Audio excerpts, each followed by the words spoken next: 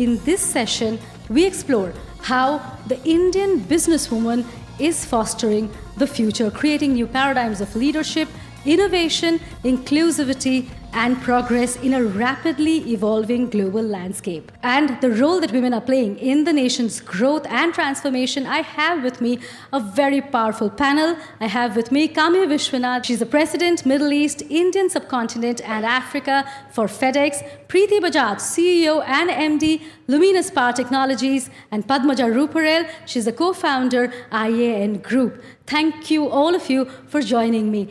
It's extremely coincidental that all three of you actually are part of sectors which are essentially being male-dominated. So I'll start with Kami, with you first. Logistics, again, traditionally male-dominated. So what are the glass ceilings that are yet to be broken? Thanks, Suchetna.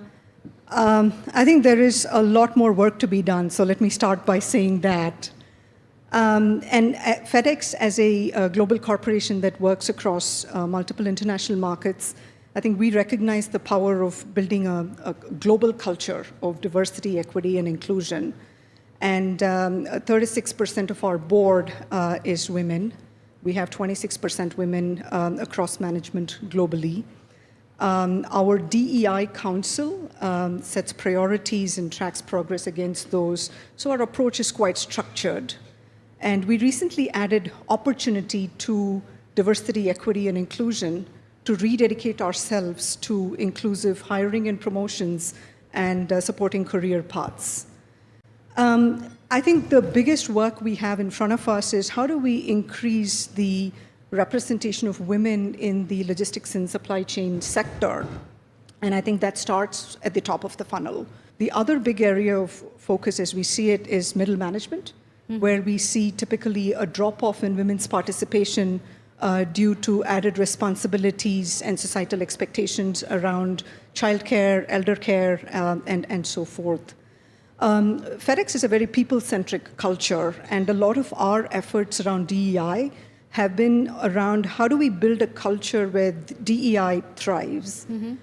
So inclusive leadership training, for example, where we work with managers on how do you manage diverse teams. And we have senior leaders talking quarterly to our teams about how can you be intentional about inclusion. And we have a program called Walk in Someone Else's Shoes that helps build empathy for people of different diverse backgrounds and so forth. I think there is a lot more to be done. It's an ongoing journey for us.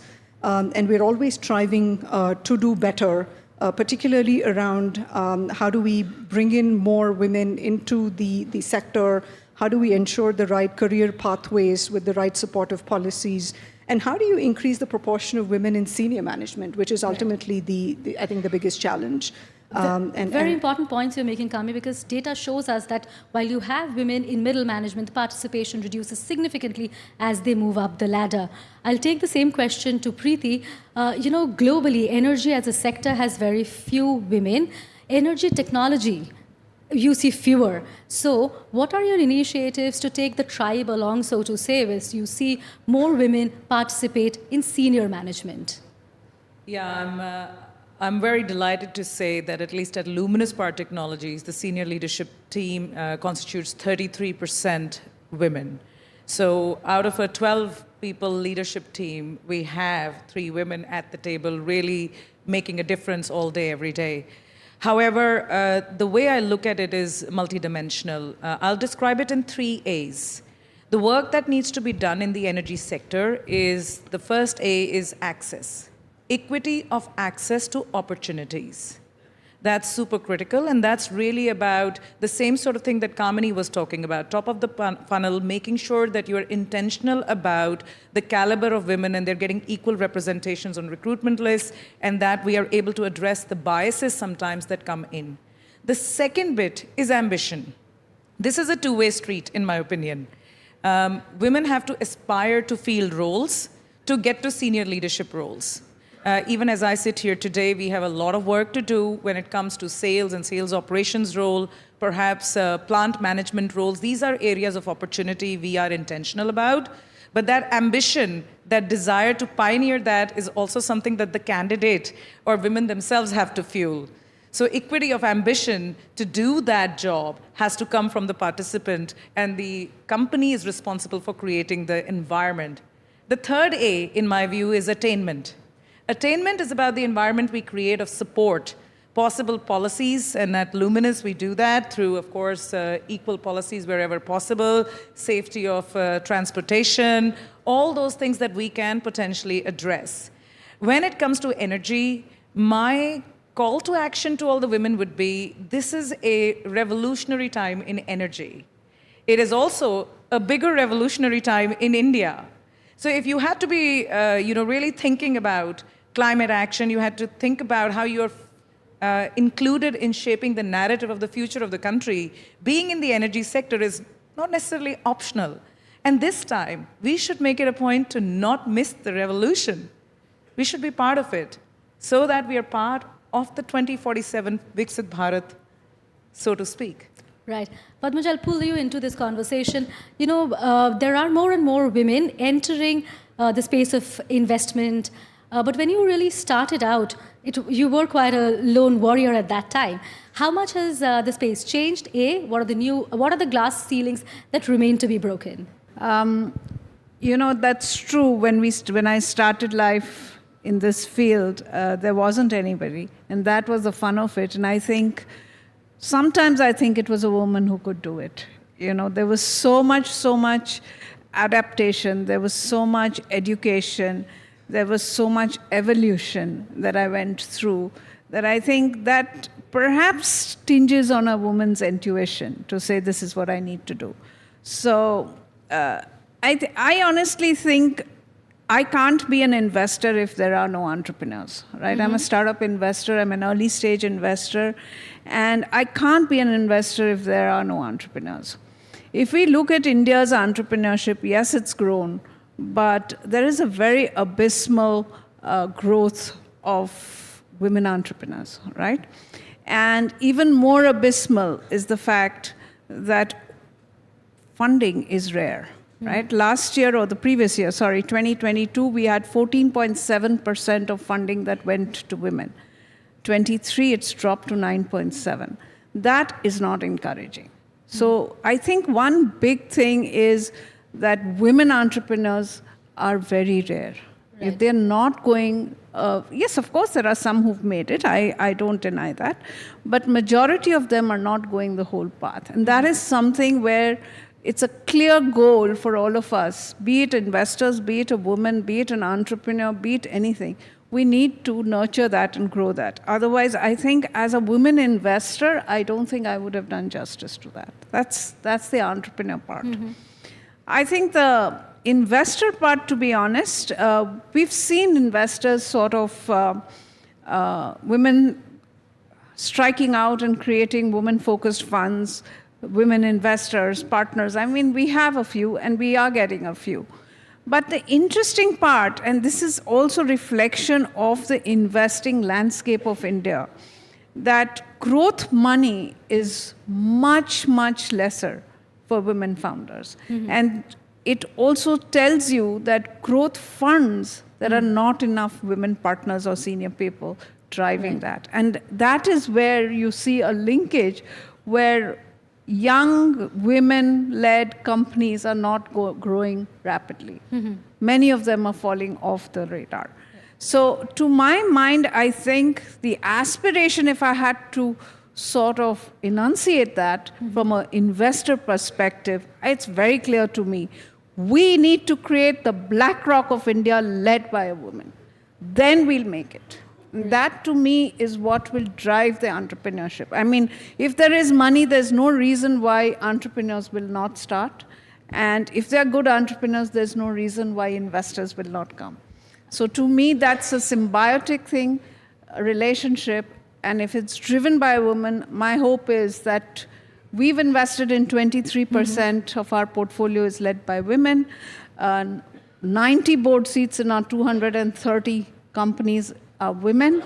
I think we can do much better if we had that thinking. We'll move to another symbiotic relationship. We'll talk about India's expanding growth ambition and the role that you and your companies are playing in propelling that growth. I'll begin with Kami again. How is FedEx adapting to India's expanding economy, and how are you doing that by optimizing your supply chains? Yeah. FedEx is a global connector, and we facilitate global trade across 220 countries. We see tremendous growth opportunity in India with the expanding economy. Global businesses are looking to set up operations and exports out of India to serve international markets. We see that particularly in areas like high-tech, electronics, and aviation. Indian large businesses are looking to go global and acquiring assets in global markets. The small and medium segment, both in terms of cross-border B2B as well as e-commerce, is growing very fast. Mm-hmm. So there is growth across the board in India, and we are investing in capacity from Asia to India and India westbound to Europe and the US, and also making investments in our hubs and gateway infrastructure in Delhi, Mumbai, and Bangalore, as well as the Middle East. In this current environment, supply chain resiliency is very critical for businesses, and part of building supply chain resiliency is about alternative supply sourcing and hedging supply risk. Part of it is also about having end-to-end visibility of supply chains. And that is why we have taken an approach of integrated logistics, where we offer an end-to-end solution to our customers across express, freight, air, and ocean, where our customers can work with us seamlessly without friction that they would otherwise face with multiple service providers, and also have the visibility end-to-end.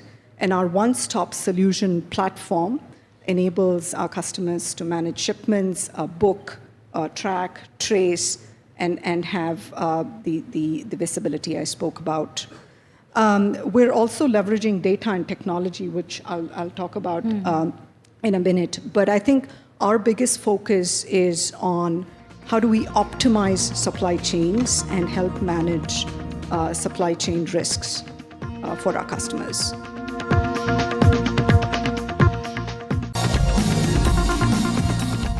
The energy sector globally is evolving at such a pace, and technology and sustainability seem to be playing pivotal roles there. So how is your business strategy at Luminous making sense of all of this for India? Yes, it is a very dynamic and ever-evolving landscape. So as Luminous, we think of it in three ways. Number one is insight. We are a homegrown brand of India. We have been around the country serving in excess of 100 million consumer homes. So when it comes to insight on usage of energy storage in the home, we've learned a lot about what the Indian consumer expects when it comes to how he or she wishes to use this essential service backup and energy in the home. We bring that insight into what I would say innovation. So very quickly we were able to understand that, okay, the grid has different conditions. What is relevant in UP is not relevant in Karnataka, and what is in Karnataka is not going to work in Kanyakumari, and whatever is working in Kanyakumari is not going to work in Jammu and Kashmir. Everywhere the grid is different, the consumer expectation is different, and the energy storage requirement is different. And then it made us realize that when we think about solar solutions for Indian consumers, we have to think about it in the terms of off-grid, something that can work without the grid ever being connected. Hybrid, which means the grid is connected as well as can serve as a power backup unit with solar panels and battery packs. And finally, grid-tied, which is essentially where you can produce your energy and sell it back to the grid as well. And what's interesting about all this is that these dimensions, the more we travel the world, we realized are so unique to India. Mm-hmm. They're so unique to India. Right. It's not the same thing anywhere else in the world. And the third piece, what I would say, is when we think about that, Indian consumer has always been at the nexus of, I'm loving the 3 A's, so I'll start again, affordability of energy, accessibility of energy, and availability of energy. Mm-hmm. So whatever you create in terms of solutions, you've got to think about those 3 A's and feed it into that. So to that effect, I'm very proud to say that, we build our own solar panels. Right. We build every part of a solar power generating system. Part of it is making sure that there is availability, and part of it is making sure that there is affordability. And the last piece I'll say, I've spoken about the insight, the innovation, and I've spoken about the industrial ecosystem, if you think about it. The last piece, the fourth piece, is the Indian talent. Right. India has a lot of talent. And when we think about, we want to make in India in our 7 factories, and the 8th one is coming out of the ground, we think about how will we actually take this aspiring talent and expose it to technologies that make a difference. Right. So if you're sitting here today, I can share with you, and we never think about India in these terms, so please indulge me in my passion. We have been using distributed energy storage, which means batteries in the home longer than any other country in the world. But for some reason, we never recognized that. And now that we've recognized it, it's really, really critical that we are proud of it, yet making leaps and bounds to make sure that this is evident. And therefore, connectivity is super important. Absolutely. And that's how we think about our solutions. That's all. I will stop now. Thanks, Preeti. Padmaja, we see a lot of startup activity in being driven by tier 2 and tier 3 cities of India. Do you think that entrepreneurship has truly democratized in the country? Suchetna, this is a very interesting question, but let me answer it in a slightly different way. Of course, if you look at UPI, if you look at ONDC, if you look at India's digitization, it's natural that this is going to happen, right? Democratization is going to happen. But to me, technology is largely a tool. It's accelerated startup activity, it's accelerated business, it's accelerated and eased life, right? But the reality of it is lying somewhere else. And let me share that in 4 examples rather than giving you points, right? When you go to tier 3, tier 4, tier 2 kind of cities, India, we talk about India as still developing. There are real problems that people, citizens of those towns and cities face. And those problems, they understand very well because they are local. And because they're local, they also need a solution. So they start building a solution there and then. And that is not only democratization of startup activity, it is creating some very innovative technology-enabled solutions for real problems being bred in India, operationalized India, and which can go global, right? So let me give you 4 examples. There's a company called Phool, born in Kanpur, right? What was the founder worried about? He saw flowers that when we go to prayer in the temples, we give flowers, we play our obeisance. Those flowers were going into the Ganges, and he saw the Ganges being polluted. So he collected that flowers, and out of that flower waste created incense and personal oils and a whole lot of other things. But that's not where he stopped, okay? He created an alternate to leather, right? Guess who his mentor is? His mentor today is the founder of one of the 4 global companies. I won't give you the name, but it is one of the Meta, Amazon, Netflix, Google founders. Wow. So that's a product born out of waste, out of the Ganges, literally, and gone global, right? Second one, think of Kerala, tier 2, right? Company called Gen Robotics.